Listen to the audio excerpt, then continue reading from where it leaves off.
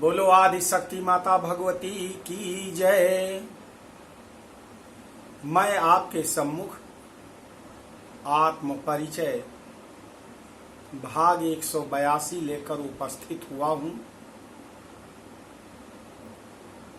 आज यहाँ से देवी भागवत महापुराण के सप्तम स्कंद की कथा प्रारंभ हो रही है। सबसे पहले शंख ध्वनि।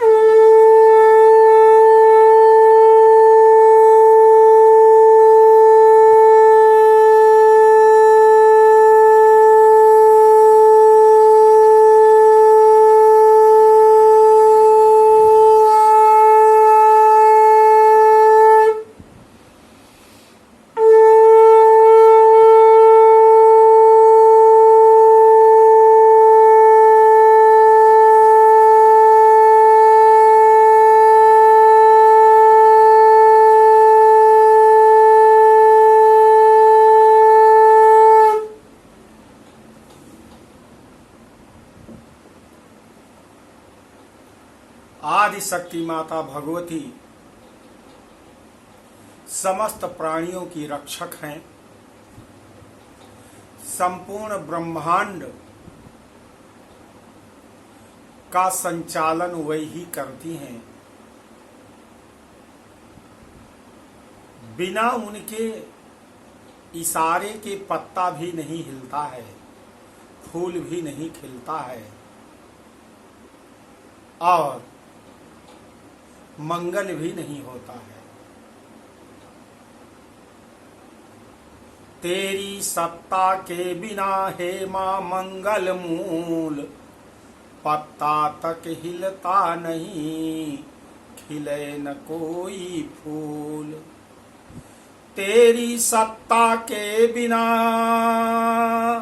हे मां मंगल मूल, पत्ता तक हिलता नहीं, खिले न कोई फूल।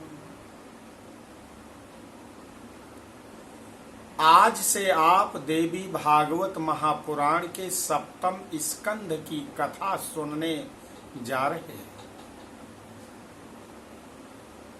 आपसे निवेदन है, संपूर्ण मेरे इस भाव को शुरू से लेकर अंत तक सुनने का प्रयास जरूर करें। महाराज जन्मेजय व्यास जी के चरणों में सिर झुकाकर प्रणाम करते हुए कहते हैं कि हे प्रभु, अब मुझे आप सूर्य वंश और चंद्र वंश के विषय में बताने की कृपा करें।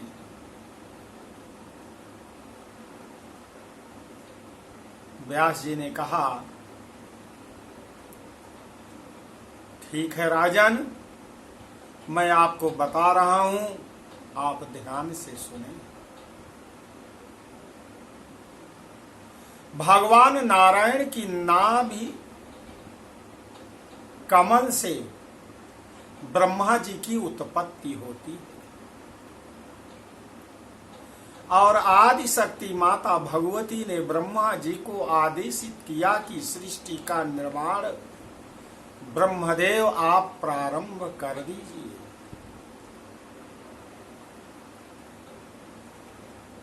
ब्रह्मा जी ने कहा, ठीक है मां। ब्रह्मा जी ने सर्वप्रथम मरीच, अंगिरा, अत्रि, वशिष्ठ, पुलह, क्रतु और पुलस्त्य, इन 7 मानस पुत्रों का सृजन किया जिन्हें सप्तर्षि कहते हैं। ब्रह्मा जी की गोद से नारद जी का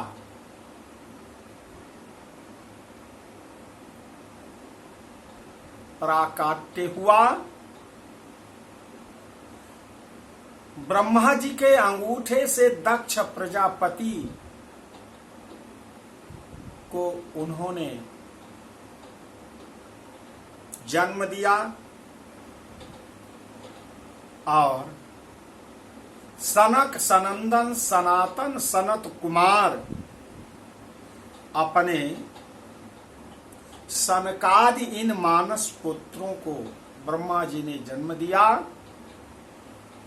बाएं हाथ के अंगूठे से बीरिणी नाम की एक सुंदर कन्या उत्पन्न हुई, जो दक्ष प्रजापति की पत्नी बनी।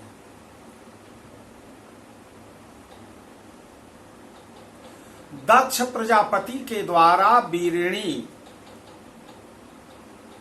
के गर्भ से 5000 पुत्र उत्पन्न हुए,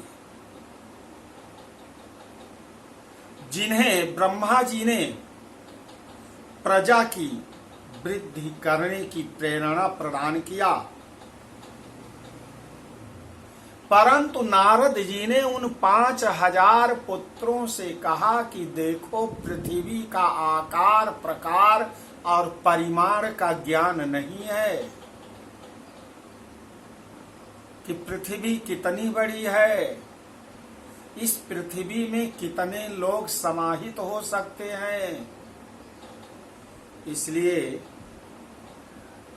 पृथ्वी का वास्तविक परिमिति बिना ज्ञान किए सृष्टि कार्य में तुम लोग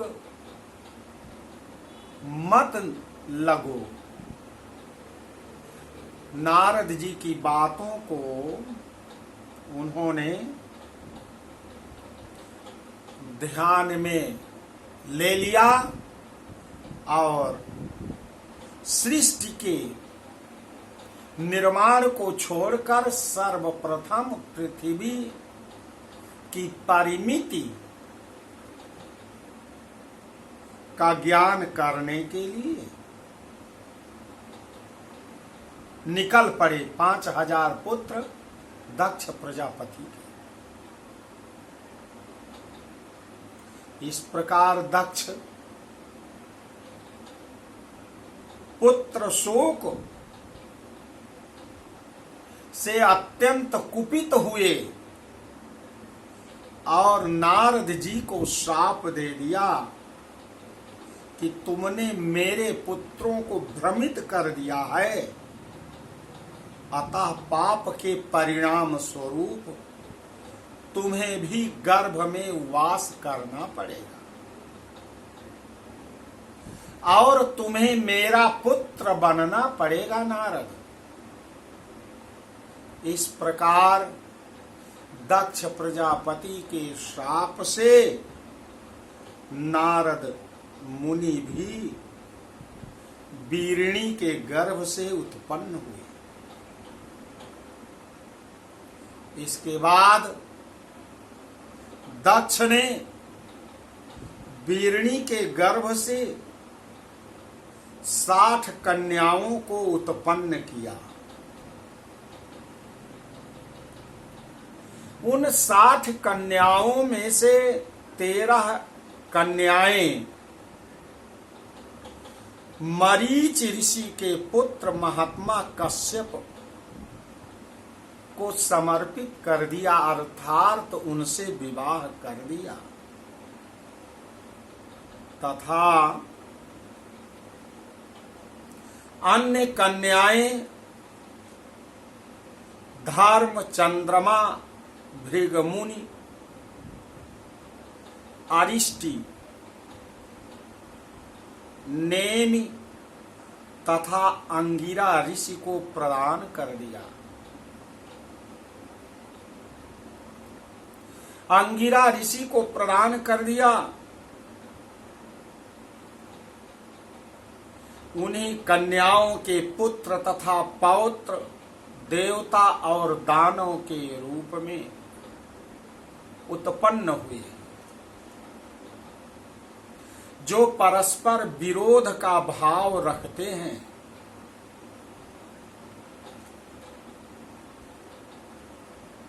इसी को काश्यपी सृष्टि भी कहते हैं।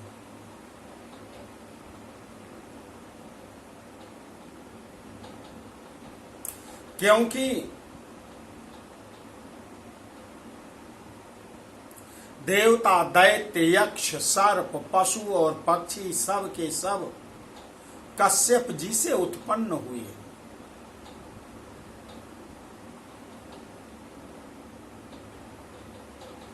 इस संपूर्ण पृथ्वी को सृष्टि से परिपूर्ण करने और संपूर्ण ब्रह्मांड को, पाताल को देवताओं और दैत्यों, पशु तथा पक्षियों से प्रकट करने, पूर्ण करने का भाव, स्वभाव, प्रभाव के अनुकूल महारस, महान आपस में प्रेम और द्वेष को प्रकट करने वाले महारस भाव के प्रभाव को उपस्थित करने के लिए कश्यप जी ने अपने तपस्या के बल से संपूर्णता को प्रदान किया। तो देवियों और सज्जनों, मैं आपको यह सृष्टि के निर्माण में बता रहा हूं। इसे आपने ध्यान से सुना, आप बधाई के पात्र हैं। आदिशक्ति माता आपके दुख, दर्द और कष्ट को जरूर दूर करेंगी। बोलो आदिशक्ति माता भगवती की जय।